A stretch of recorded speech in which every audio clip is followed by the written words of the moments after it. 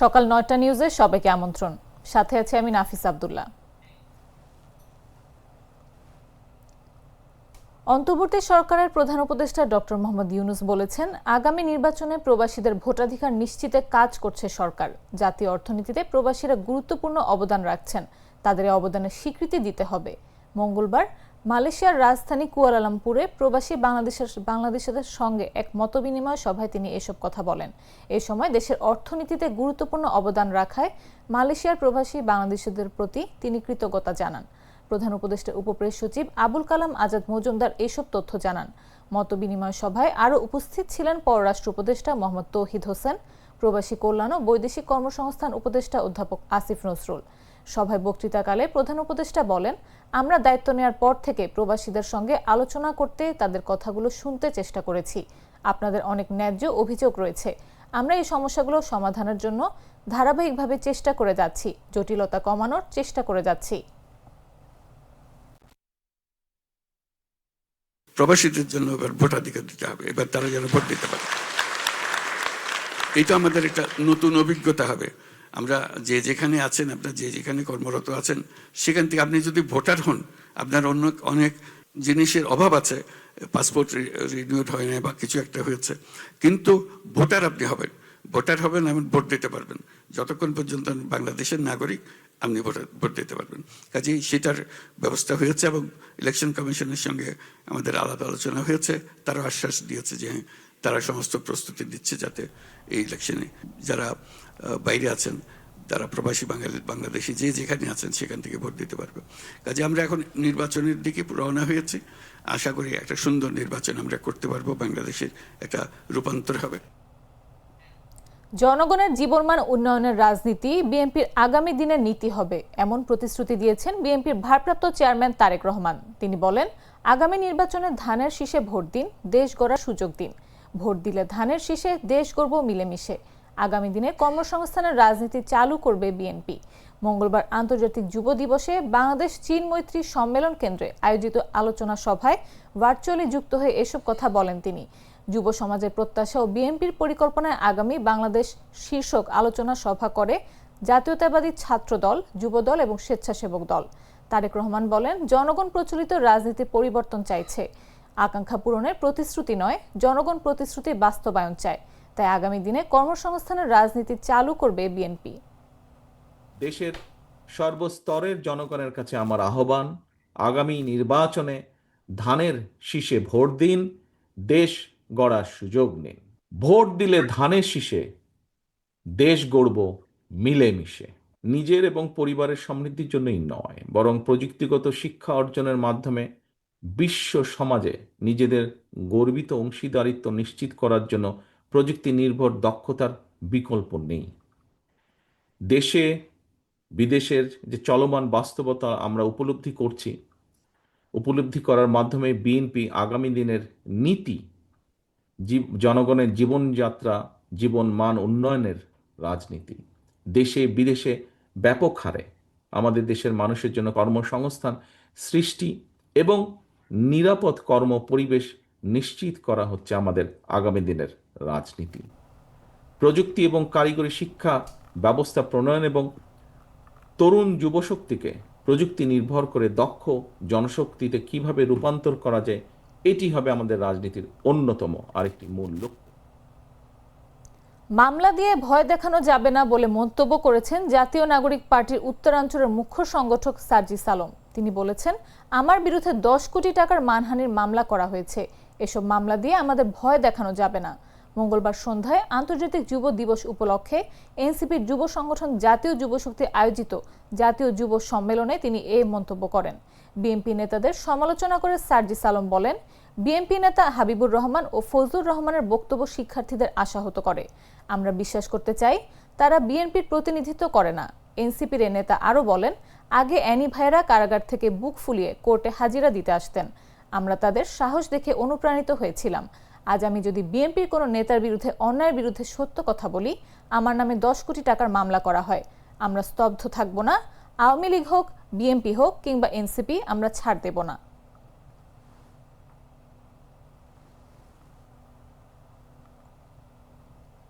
গ্লিটারের twin lemon ও antibacterial formula বাসনকে চকচকে জীবাণুমুক্ত করে আমাদের দেয় গ্লিটার গ্যারান্টি।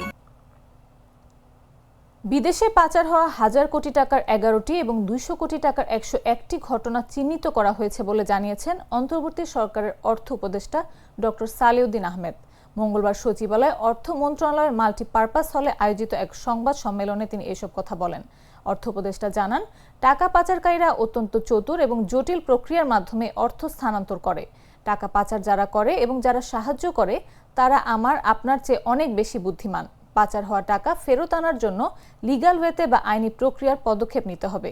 যেহেতু পাচারকারীরা বিশ্বমানের আইনজীবীদের সহায়তা নিচ্ছে, তাই তাদের মোকাবিলা করতে আমাদেরও সেরকম অভিজ্ঞ আইনজীবীর প্রয়োজন। তিনি বলেন, তবে কারা টাকা পাচার করেছে সেটা চিহ্নিত করা হয়েছে, এটা একটা অগ্রগতি। দ্বিতীয়ত হলো কোনো স্থানে টাকা পাচার হয়েছে সেটাও চিহ্নিত হয়েছে।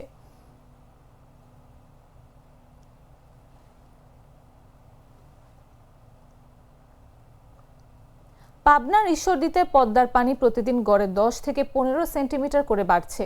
মঙ্গলবার পাকশী হার্ডিন্স ব্রিজ পয়েন্টে পানির উচ্চতা পরিমাপ করা হয় 12.80 সেন্টিমিটার, আর মাত্র 1 মিটার অর্থাৎ 13.80 উচ্চতা হলে পদ্মার পানি হার্ডিন্স ব্রিজ পয়েন্টে বিপদসীমা অতিক্রম করবে। এদিকে নদী রক্ষা বাঁধ উপচে পানির উপজেলার ধাপাড়ি, আরামবাড়িয়া, ইসলামপুর সহ নদী তীরবর্তী গ্রামে প্রবেশের উপক্রম হয়েছে। নদী তীরবর্তী ফসলি জমিতে পানি উঠে গেছে। উপজেলার লক্ষ্মীকুণ্ডা ইউনিয়নের শত শত একর জমির কলা বাগান এখন পানির নিচে।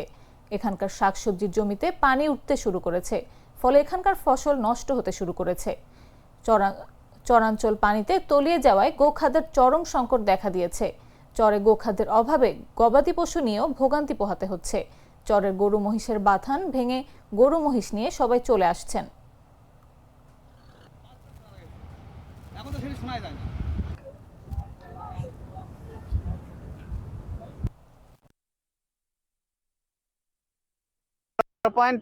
তাই না 80 পানি যেভাবে বাড়তেছে এভাবে যদি বাড়তে থাকে তাহলে আশপাশের সব দোকান ডুবে যাবে, আমাদের একটু প্রবলেম হবে।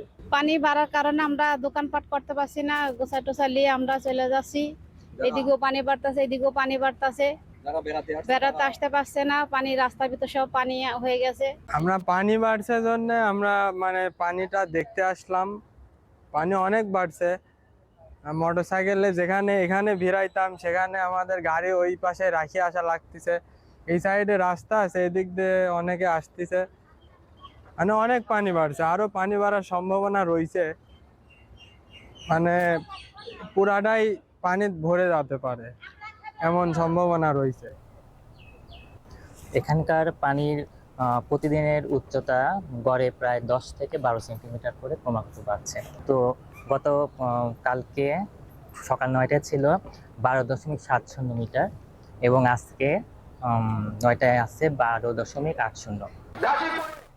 ইসলামী আন্দোলন বাংলাদেশের সিনিয়র নায়েবে আমির মুফতি সৈয়দ মোহাম্মদ ফয়জুল করিম বলেছেন, সত্য কথা বলে সার্জিসের নামে মামলা হয়েছে।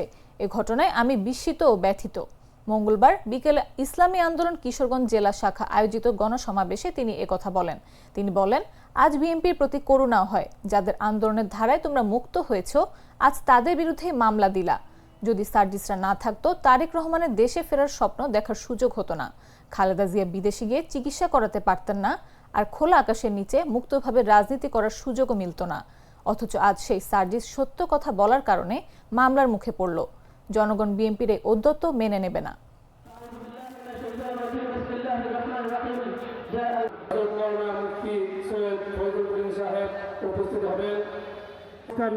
কি দেখেছি, সত্য কথা বলার কারণে সার্জিসের বিরুদ্ধে আবার নতুন ভাবে কেস হয়েছে, মামলা হয়েছে। আমি আশ্চর্য হয়ে যাই। বিএনপির প্রতি আমার করুণা হয়, যাদের দ্বারা চক্ষুদান। আজকে তাদের কি তোমরা নিন্দা করতেছো, তাদের বিরুদ্ধে কেস দিয়েছ। আজকে তারেক জিয়া বাংলাদেশে ফেরার স্বপ্ন দেখতো না যদি সার্জিস না থাকতো। আজকে তোমার নেত্রীকে চিকিৎসা করার জন্য বিদেশে পাঠাতে পারতো না যদি আজকে ওরা না থাকতো। আজকে খোলা আকাশের নিচে মাঠের মধ্যে রাজনীতি করতে পারত না। তোরা জীবনের মায়া ত্যাগ না করার আন্দোলন না করতো। কিন্তু আজকে যাদের মাধ্যমে নেত্রীকে চিকিৎসার জন্য ব্রিটিশে পাঠিয়েছ, তোমার নেতাকে বাংলাদেশে আনার ব্যবস্থা করতেছ, আজকে নির্বিঘ্নে রাজনীতি করার সুযোগ পেয়েছ। আজকে সত্য কথা বলার কারণে সেই সার্জিদের বিরুদ্ধে কেস দিয়েছ। বাংলাদেশের মানুষ তোমাদের এই ঔদ্ধত্য কোনো অবস্থাতেই মেনে নেবে না, মানতে পারে না। Mr. Noodles, amazing taste. জানাবো আন্তর্জাতিক সংবাদ।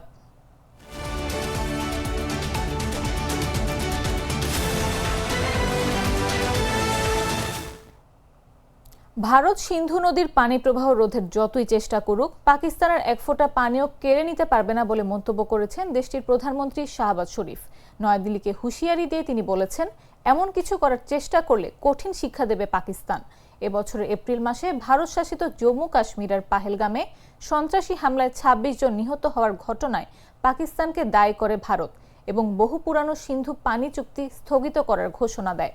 পাকিস্তানকে যুদ্ধ ঘোষণার শামিল আখ্যা দিয়ে জানায়, চুক্তিতে একতরফা স্থগিতের কোনো বিধান নেই এবং এটি ১৯৬৯ সালের ভিয়েনা কনভেনশনের লঙ্ঘন। মঙ্গলবার ইসলামাবাদে এক অনুষ্ঠানে শাহবাজ শরীফ বলেন, শত্রুদের আজ বলতে চাই, যদি আমাদের পানি বন্ধের হুমকি দাও, মনে রেখো পাকিস্তানের এক ফোঁটা পানিও কেড়ে নিতে পারবে না। তিনি হুঁশিয়ারি দিয়ে আরও বলেন, এমন কিছু করার চেষ্টা করলে তোমাদের এমন শিক্ষা দেয়া হবে যে কান ধরে দাঁড়াতে হবে।